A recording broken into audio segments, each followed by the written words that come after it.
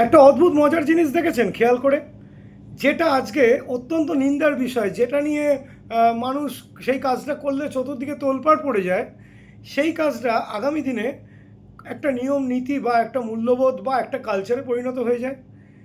এটাই ফ্যাক্ট যে ধরুন লাভ ম্যারেজ।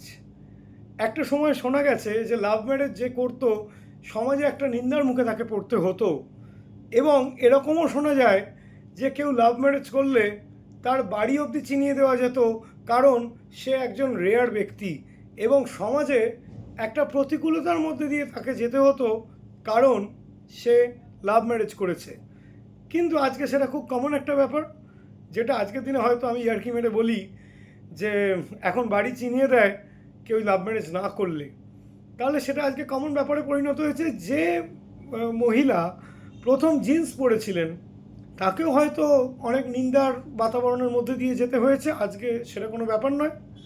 ঠিক এরকম আজকের দিনে দাঁড়িয়ে 2026 সালে যেগুলো খুব নিন্দার বিষয়, আগামী দিনে 2032 সাল বা 33 সালে সেটাও হয়তো কোনো ব্যাপার হবে না, সেটাও হয়তো খুব কমন একটা ব্যাপারে পরিণত হবে, খুব স্বাভাবিক সেটা।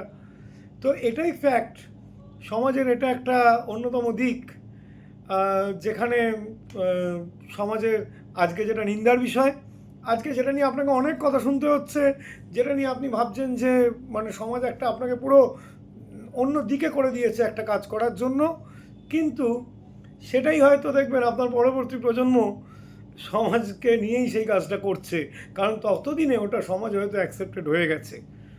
এটাই ফ্যাক্ট, এটাই বলার ছিল যে আজকে যেটাকে আপনি নিন্দে করছেন আগামী দিনে সেটাই হয়তো মূল্যবোধ। Thank you.